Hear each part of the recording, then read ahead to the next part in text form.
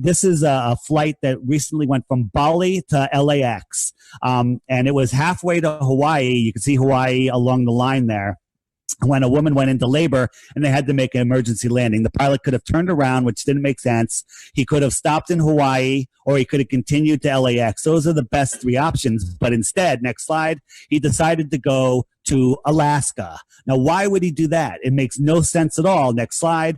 And the reason is because on a flat Earth, it's a straight line. The plane on that line is in Alaska. Hawaii is way off to the right, and LAX is is farther ahead. So Alaska is the way to go. If you track packages around the world that are going to that side of the world, they all go through Alaska, which makes absolutely no sense whatsoever on a ball Earth. Next, recently a pilot filmed a flight with a camera out the window that left LAX and went to Frankfurt, Germany. It went over, close to the pole, up the polar route, they call it, I guess.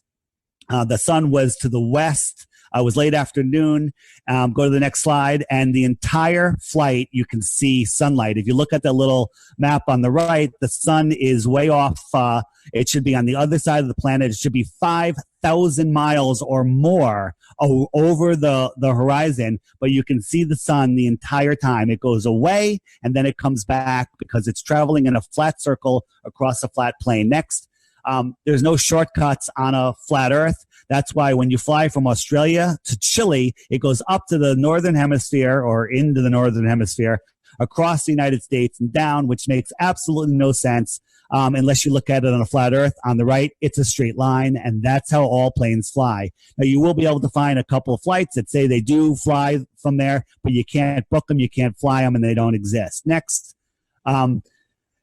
This is a chart of all of the internet cables, communication cables. None of them go across the Southern Ocean because there is no shortcut on a flat Earth.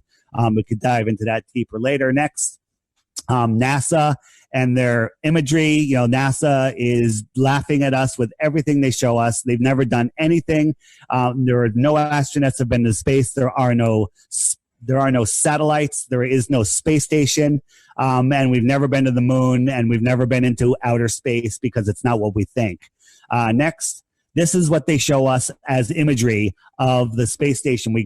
We have the space shuttle connected to that. Think of the torques and the twists and, just by movement of humans pushing off the walls. This thing never breaks down. If it ever does break down, they go on a spacewalk in their clunky suit and they can fix it with a screwdriver. I mean, our cars break down here on a hot summer day or cold winter. This thing is up there getting beaten by heat and meteors and stuff.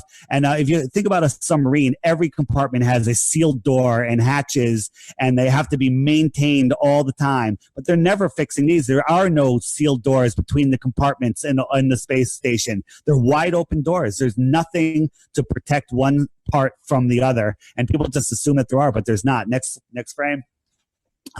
Here's a shot of the Earth from 1969 versus a more recent shot. Doesn't make any sense. It's a cartoon. Next. The top shot is a clip from the recent transit of the moon across the Earth. Of course, the sun is directly behind us. It's a perfect shot. That's supposedly the backside of the moon. It's a total cartoon. The one on the bottom right is the shot when we were on the moon, but that's what the Earth looks like. The Earth is so much bigger than the moon. It should like the picture on the bottom left. Next.